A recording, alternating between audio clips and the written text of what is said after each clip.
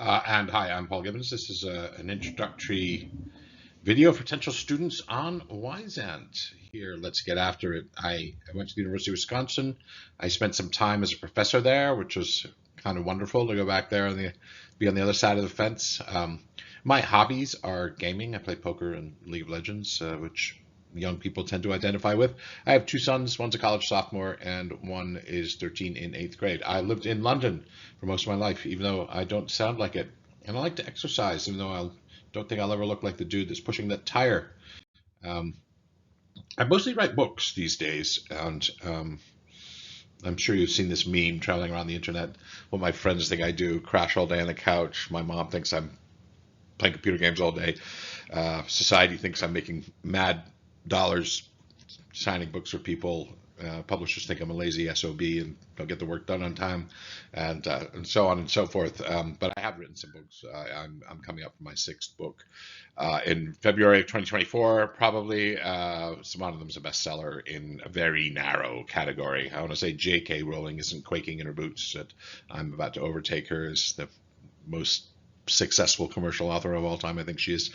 I did before COVID in 2019, particularly. I did a ton of keynote speaking around the world based on my books. So people are like, let's have this guy in and talk. So I did a bunch of that, and then that dried up. I went to work for IBM for a couple of years to keep the money flowing in. I retired from that. Now I really do prefer writing, and I do teaching because I love it. And little extra money doesn't hurt, I should say, now and then. I want to tell you a little bit about my academic background. It's very weird. It's very long. In high school, it was languages and math were the two subjects that I was pretty darn good at. I left high school, in fact, with French, German, and Spanish. But I also did calculus when I was 14. So I needed to go to university early. I went to University of Wisconsin when I was 15, and I graduated when I was 19. Biochemistry was the subject. I was pre-med. I worked in cancer research for a while. And then I decided to move to London and take a different direction. I had done a lot of econ, first as a kind of requirement, like an annoying social science requirement at the end of my degree. And then I was like, wow, I really like this stuff. And I liked it enough to go and work on Wall Street for a while. I then, when I left Wall Street around the age of 30, I went back to a PhD. I didn't finish it. I have what they call an ABD, all but dissertation PhD. That's really a non-PhD, actually, to be true, because the dissertation is like half the work.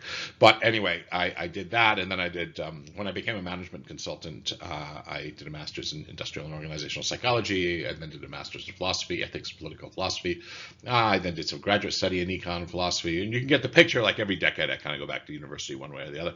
And over the years, I've been a professor at a bunch of universities. Some in England, some in the United States, teaching mostly management and leadership type stuff. And I'll tell you just a little bit about my philosophy of learning, because this is probably what matters to you. You know, we have this stupid idea in society that learning ought to feel comfortable. And in my view, that's really harmful. So when kids begin to struggle with math, they're not like, oh, this is what learning feels like. They're like, okay, I suck at math. I should go on to something else. And it's really costly, especially something foundational as math, which is really, my kid went through that. And it's, wherever you go, even if you do the social sciences when you're in college, you do psychology or economics. These days, we live in a data-driven world. You got to learn. So I'm not saying that you have to keep going with math. But it's the struggle that is the learning happening, and that's the thing that I think the misconception that we have. Imagine you're a soccer player and you're super, super good with your right foot.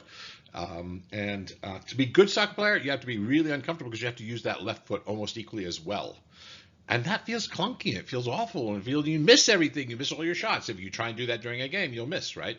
And so that's the importance of practice. But also there's this question of being comfortable, being uncomfortable, and kind of relishing in the struggle as you begin to get to grips with these problems in your university or your high school class. And that's what really is the learning, because tutors can provide answers, and certainly if I did these tests, we get 95 or 100% on most of them. It's not going to help you. It's not going to help you in life, and it's not going to help you in the course. And I really focus on not memorizing, understanding. So kids go in math, like, what's the formula? And I'm just like, don't memorize the formula. Don't ever memorize the formula. Understand why the formula is the way it is. That's really the key to deep understanding of a subject. And then you'll have to never memorize anything for the rest of your life. That's not quite true, right? If you're in art history and you see a painting, you're being on the art history test and you have to know, like, have memorized, like, who painted it and in what year. But for the most part, focusing on deep understanding is really what's important. And again, you don't have to memorize if you understand something deeply.